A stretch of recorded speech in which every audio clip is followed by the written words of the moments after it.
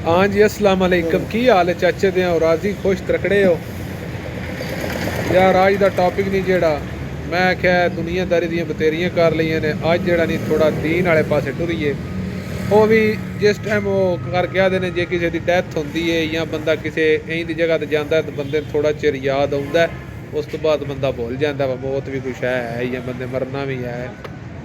तो असी भी अज गए आई कि बूरे ते कि कुलो ते, तो उत्थे मौलवी आए आई माशाअल्लाह यंग मौलवी आई, तो बहुत अच्छा उस बयान किया है।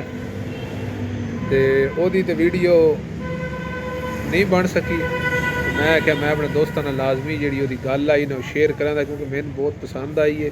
जे तुहानू भी पसंद आई तो शेयर कर छड़िया, तो जे ना पसंद आई तो वीडियो स्किप कर छड़िया, कोई नहीं मसला। तो इस तो पहला मैं वीडियो शुरू करा, चैनल जनाब सबसक्राइब कर लवे, वीडियो लाइक तो शेयर कर लवे। हाँ जी, तो मैं ना वो जिकन करके आते हैं कम्मा वास्ते ना टाइम थोड़ा ही निकलता है। तो जो कोई कंजर खाना हो ना तो बंदा जल्दी एक दिहाड़ पहले तैयारियां कर लेंदा वा, कल उत्थे फलाने बंदे होना तो सुनना है। तो मैं आप ना इंदे कम्मे दसदा पाया लेट हो गया, कोई 20 मिनट रह गया दुआ तो मैं उत्थे पहुंचिया। तो मौलवी का बयान शुरू आई इस जगह तो जेड़े मिसाल के तौर पर बच्चे नालायक होंगे ने ना, यानी जेड़े किसी ना कम्मे होंगे ने वो असीं टोर छड़दे हैं दरअस, तो जेड़े ज़हीन होंगे ने उन्होंने असीं आखदे वा इन्हां स्कूल च पढ़ी यानी पढ़ावीए तो ये इंजीनियर बने तो डॉक्टर बने तो फलाना। तो जेड़ा दीन नूं बच्चा देने वो ज़हन दा कमज़ोर देने बस सिर्फ अड़ोई लाने वास्ते, बस साडा भी ये सिर छड्डे ओदे फसिया रहे। इस तो मौलवी बयान पे करता ही, तो बहुत खूबसूरत उस बयान किया। 3-4 ओदियां गल्लां ने मैं तुहानूं दसणियां ने, अमल करना या ना करना है हर बंदे का अपना कौल फेल होंदा है। बस मैं ये बयान सुनिया तो मैं आख्या मैं वीडियो लाजमी ना अपने दोस्तों ने शेयर करसा।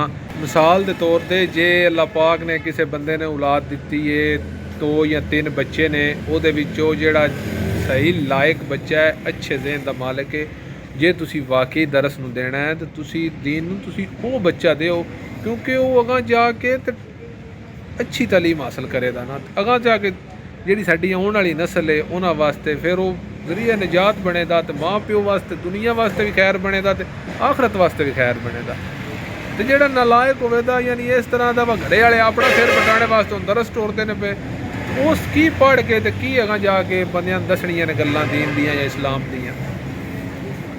तो खुदारा इसका ये काम नहीं करना चाहिए, या तो इस मने टुरो ही ना, जे टुरो तो सीधी नीयत नाल टुरो, तो माँ बाप भी दुनिया भी किसी मने लग जान तो आखरत भी किसी मने लग जान।